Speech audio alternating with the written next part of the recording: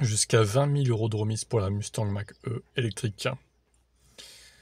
En même temps, quand tu proposes un prix catalogue horriblement élevé, oui, c'est facile de faire des remises énormes comme ça.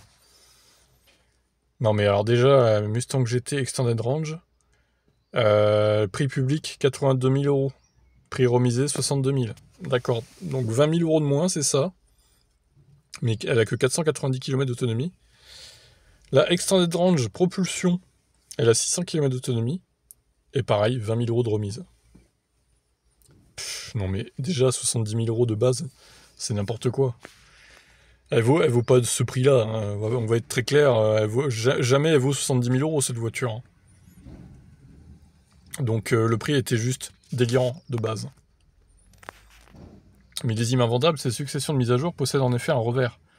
Ces voitures datées de 2023-2024 passent pour des has-been, et dès lors, la difficulté à s'écouler. Le client recherche toujours la dernière nouveauté, plus encore avec un véhicule électrique, dont les progrès sont permanents.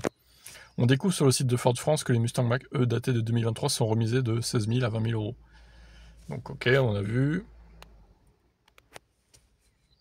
La charge plafonne à 150 kW, c'est le seul point faible de cette voiture. Une Mercedes classe A s'est rechargée à 300 kW pour des arrêts 2 fois plus courts. Idem pour une Porsche Macan. Ainsi remisée, cette Ford Mustang tombe à 62 000 €. On trouve également d'autres exemplaires, donc 49 590 € la propulsion. D'autres millésimes 2024 sont proposés avec des remises tombant à seulement 8 000 €, soit un prix d'appel de 44 990 €. Rappelons enfin que dans tous les cas de figure, la Ford Mustang Mach-E est exclue du bonus écologique, car sa production est en Amérique du Nord, au Mexique.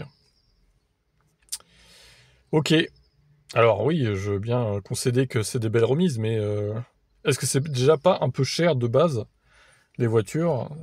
Et encore heureux qu'ils fassent des remises. De toute façon, elles se vendent plus, cette voiture, hein. D'ailleurs, est-ce que c'est déjà vendu bien? C'est la question qu'on peut se poser, hein. Bref. Et on peut se poser une autre question, est-ce que même le prix remisé est pas un peu élevé par rapport à la concurrence qui se fait maintenant? Je vous laisse me répondre en commentaire.